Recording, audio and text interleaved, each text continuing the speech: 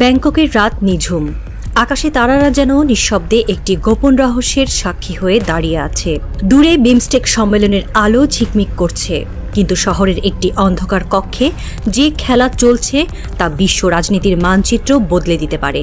দরজার ওপারে দুটি চোখ একে অপরের দিকে তাকিয়ে। একজন ভারতের ক্ষমতাধর প্রধানমন্ত্রী নরেন্দ্র মোদী, যার হাতে দক্ষিণ এশিয়ার ভাগ্য ঝুলছে, অপরজন বাংলাদেশের প্রধান উপদেষ্টা ডক্টর মোহাম্মদ ইউনূস, যিনি একদিন অসম্মানের শিকার হয়েছিলেন, কিন্তু আজ তিনি একটি জাতির আশার প্রতীক। এই মিলনের পেছনেই একটি নাম অদৃশ্য ছায়ার মতো ঘুরছে, শেখ হাসিনা। একদিন তিনি ভেবেছিলেন ভারত তার পক্ষে চিরকাল থাকবে। তার আওয়ামী লীগের স্বপ্ন ছিল অটুট। ভারতের সমর্থনে তিনি আবার ক্ষমতার মসনদে ফিরবেন। কিন্তু রাজনীতি কোনো ব্যক্তি প্রেম নয়, এটি নিরেট পেশাদারিত্বের খেলা। আর এই খেলায় একটি পলকে সম্পর্ক বদলে যায়। ব্যাংককের এই গোপন কক্ষে যে ফুটেজ ধরা পড়েছে তা যেন সেই কথার জীবন্ত প্রমাণ। শেখ হাসিনার জন্য বার্তা স্পষ্ট, গেম ওভার। তার নির্বাসনের দিনগুলো এখন শুধু সময়ের অপেক্ষা, আর ভারতের দরজা তার জন্য বন্ধ হয়ে গেছে।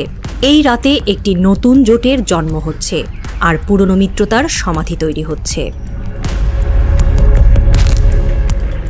ব্যাংককের বিমস্টেক সম্মেলনের সাইডলাইনে মোদি ও ইউনূসের এই দ্বিপাক্ষিক বৈঠক কেবল কূটনৈতিক আলাপ নয়, এটি ছিল একটি রাজনৈতিক থ্রিলারের প্রথম দৃশ্য। প্রধান উপদেষ্টার প্রেস সচিব শফিকুল আলম ফেসবুকে এই বৈঠকের বিস্তারিত তুলে ধরে লিখেছেন, মোদি ডক্টর ইউনূসের প্রতি গভীর শ্রদ্ধা প্রকাশ করেছেন, তার কাজের প্রশংসা করেছেন, কিন্তু আলোচনার একটি মুহূর্ত সবাইকে চমকে দিয়েছে। মোদি বলেছেন, শেখ হাসিনার আমলে আমরা আপনার প্রতি তার অসম্মানজনক আচরণ দেখেছি। ভারত এটি পছন্দ করেনি। আমরা আপনাকে সবসময় সম্মান জানিয়েছি। এই কথা শুধু একটি মন্তব্য নয়, এটি একটি ঘোষণা।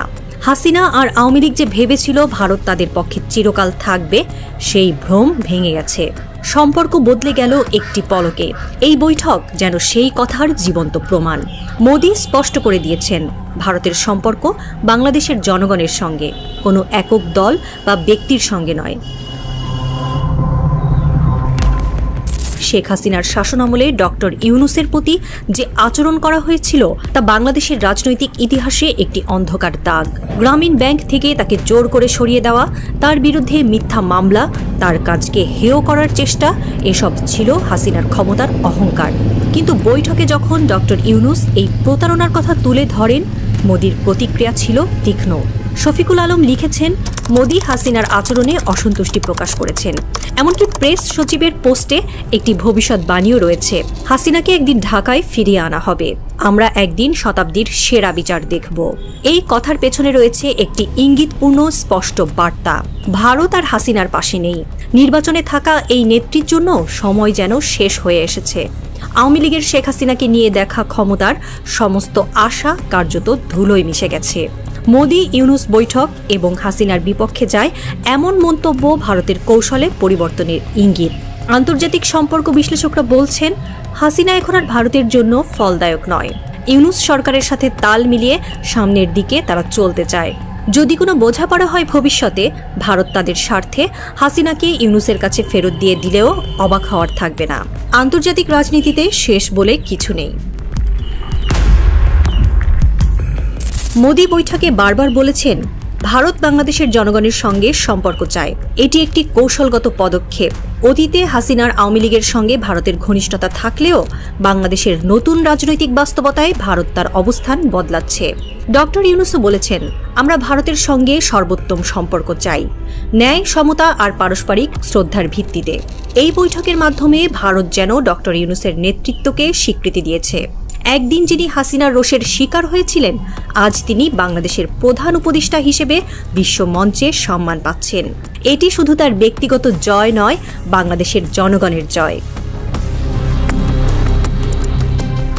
হাসিনার আমলে ডক্টর ইউনূসের উপর যে অত্যাচার হয়েছে তা বাংলাদেশের মানুষের মনে গেঁথে আছে। গ্রামীণ ব্যাংক থেকে তাকে সরানো, তার বিরুদ্ধে মামলার পাহাড়, এসব ছিল ক্ষমতার দম্ভ। কিন্তু আজ যখন তিনি দেশের নেতৃত্বে, ভারত তার পাশে দাঁড়িয়েছে। মোদির এই সমর্থন অতীতের ক্ষতের প্রতিশোধ আর ভবিষ্যতের জন্য একটি নতুন পথ। হাসিনার জন্য ভারত এখন শুধু একজন অতিথি পরিচারক। তাকে খাওয়ানো পড়ানোর দায়িত্ব নেবে, কিন্তু ক্ষমতায় ফিরিয়ে আনার কোনো আশা নেই। ব্যাংককের সেই গোপন কক্ষে আলো নিভে গেছে, দরজা বন্ধ হয়েছে, কিন্তু বাইরে একটি ঝড় উঠেছে। দূরে নির্বাসনে থাকা শেখ হাসিনার সামনে যখন এই ফুটেজগুলো পৌঁছেছিল, তখন তার মনে কি ঝড় বয়ে গেছে? একদিন যে ভারত তার ক্ষমতার ভিত ছিল, আজ সেই ভারত ডক্টর ইউনূসের হাত ধরেছে। তার আওয়ামী লীগের স্বপ্ন ভেঙে চুরমার হয়ে গেছে। রাজনীতির এই থ্রিলারে তার জন্য শেষ বার্তা, হাসিনা তোমার খেলা শেষ। কিন্তু এই গল্প হাসিনার জন্য কি এতটুকুতেই থামছে? ঢাকার রাজপথ স্বৈরাচারের শতাব্দীর শেষ বিচার দেখার অপেক্ষায়। দরজার ওপারে অন্ধকার গাঢ় হচ্ছে, বাইরে একটি ছায়া নড়ে উঠল। শেখ হাসিনা ভারতের কোনো এক অন্ধকার প্রকোষ্ঠে হতাশায় মরসে পড়েছেন।